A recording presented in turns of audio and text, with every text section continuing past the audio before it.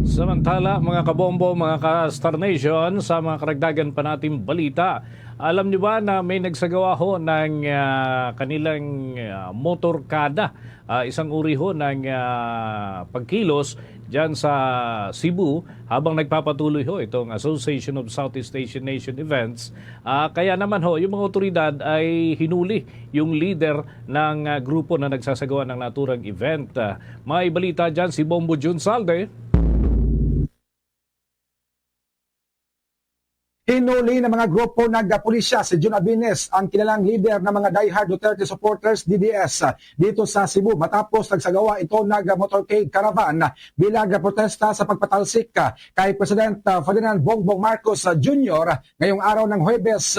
Matapos ang unity ride ng mga DDS sa Cebu City, inaresto si Jun Abines sa loob ng isang restaurant sa Barangay Mabulos, Cebu City sa pangunguna ni Cebu City Police Office Director Colonel George Ilanan. Alinsunod dito, dinipinsahan ng dating kongresista na si Mike Defensor ang motorcade caravan o unity ride na isinagawa ng mga DDS sa Cebu City. Sinabi ni Defensor na ito ay isang mapayapa at malinaw na mensahe laban sa umano'y katiwalian ng administrasyon ni Pangulong Bongbong Marcos, pagpang-aabuso sa kapangyarihan at ang umano'y pagpigil sa ikatlong reklamo ng impeachment.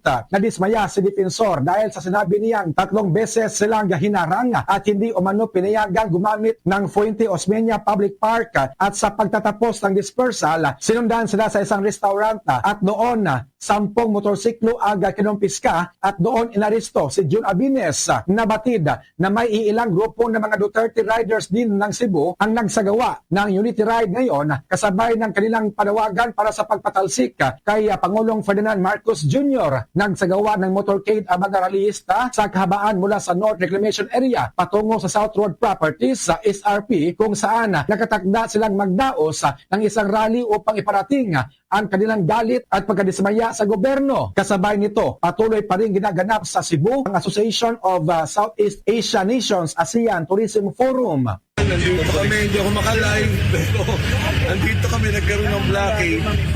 Kanina flowing yung traffic, tapos bigla kaming hinarang. Actually, dadaan lang kami and we were supposed to stop in Tismena, malayo dun sa site ng convention. We just want to express our sentiments, our grievances dito sa corruption sa ating gobyerno. Mula dito sa International Media Center para sa ASEAN Philippines 2026 updates ng Bombo Radio Philippines.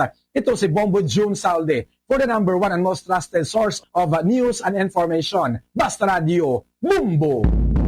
For the most trusted source of news and information, visit our website at www.bomboradio.com. Follow us on Bombo Radio mobile app, Facebook, YouTube, TikTok, and X, formerly Twitter.